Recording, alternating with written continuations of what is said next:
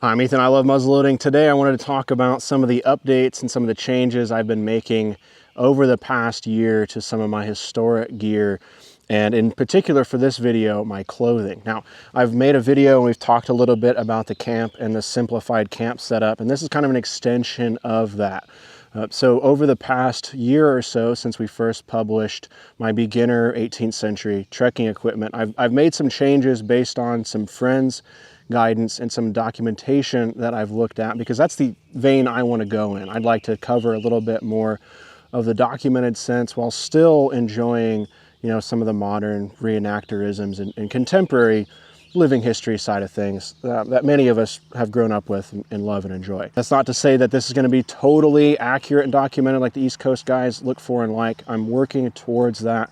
This is kind of a step, really, or a documented take, I guess we'll say, on some of the changes I've made. So since last year, I've been talking about and researching a little bit more on the artist naturalist side of things, because I'm an artist by trade in my day job. So that's something I have interest in when it comes to the 18th century. And we've talked about that before, how you can associate a little bit of what you do today in the real world with what you might have done, or somebody that you can look to may have been like and done in the 18th century. Not uncommonly, I've looked at the Nicholas Creswell journals and read and listened to quite a bit of them to kind of get an idea of what somebody from the outside, not familiar with the frontier, what they may have done and what they may have changed about what they did and what they carried to accommodate being on the frontier, whether that would be hunting, homesteading, or in my case, an artist naturalist kind of alongside a surveying company,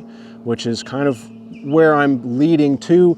I'm totally not there yet, but that's kind of my thinking as we're going through this stuff. So I'm going to be pulling some things from kind of the long hunter or the market hunter or the frontiersman personas that many people go along with, not casting any shade on that at all.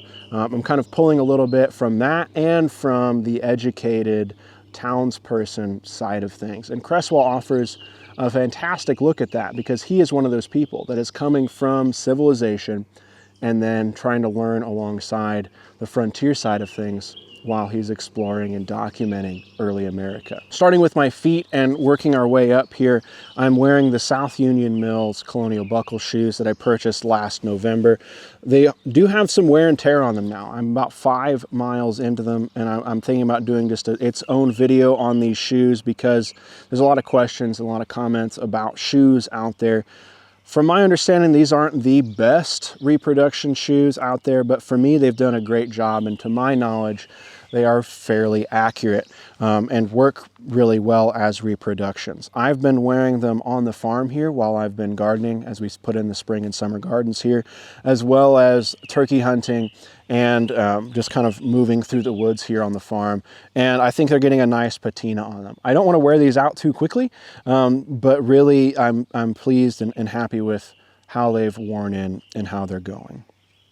Up from there, one of the biggest comments I got on the last clothing breakdown video, I'm wearing a pair of green, blue wool leggings here. These are sewn, hand sewn, pretty tight along my thigh and my calf here, and they're held up by a leather garter that I made myself.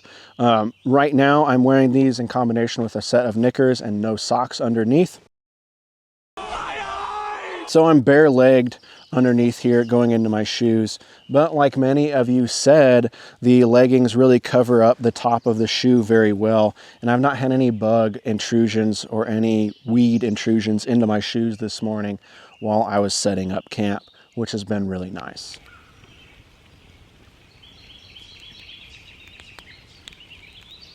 My pants are that same brown knicker that I've been wearing. I'm working on adjusting a set of period trousers, which are just a long pant, really, that work well. They're full linen, and they're the same pair I wore turkey hunting this year. Very comfortable, and I think work well for the townsperson side of things. And, it's good to carry a spare here and there. I've got the same maroon or purplish wool lined waistcoat here.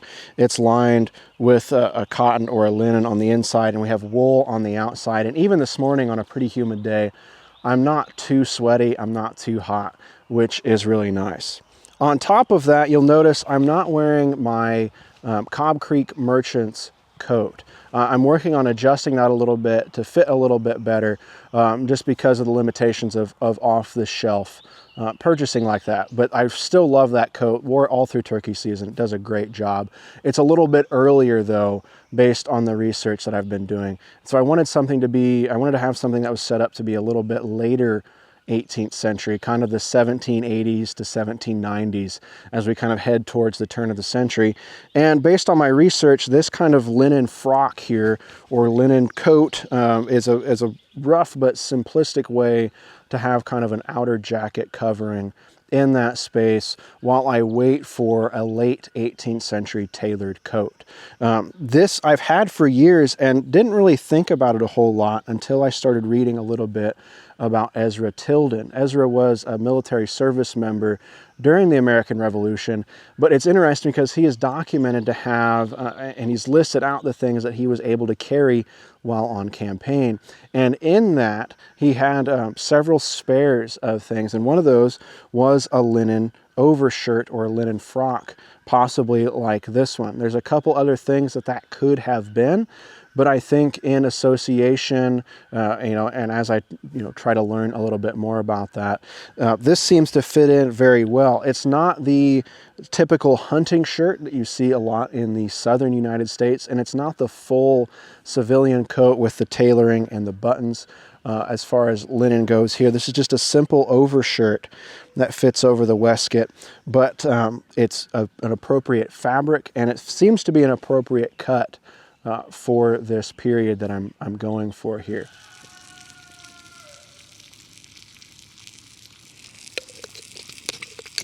Another possibility for the linen overshirt that Tilden was talking about is just a simple work shirt that we see being used in documented illustrations, not photographs, of tradesmen and craftspeople during the time period. So it's the kind of thing that I have, and I wasn't sure about its historic accuracy, but we're starting to see more photos and illustrations coming out from the period in these museum and collections and things that are online that are really showing and historians are associating with some of the clothing and things that are available right now, which I find to be super valuable.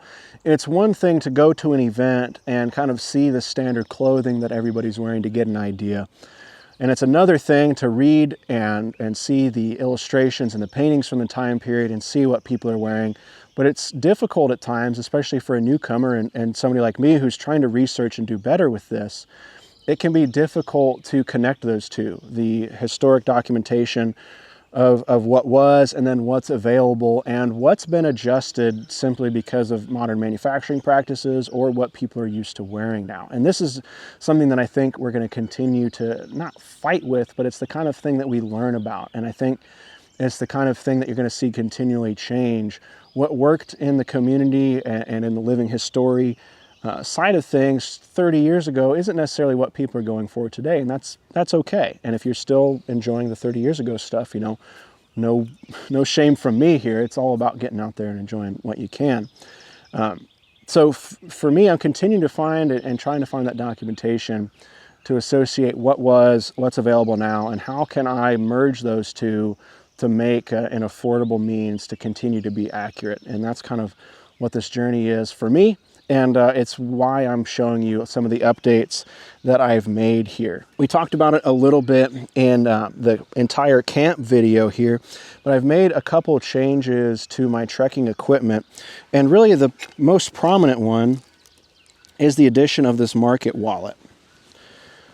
A market wallet is just a wallet, as William Booth corrected me on, and I appreciate that. It's a pack, a traditional kind of pack to carry some things that you see in paintings and periods, but it's not overslung or cross-slung across your body. It's made up of two large pockets on either side of an open slit here in this bag. Now this is one that I've made, and I was able to hand sew the whole thing. It's not exactly right, but I'm learning. But really, this is a great tool, and it's a great affordable tool. You can purchase these from the sutlers that are out there and from the vendors.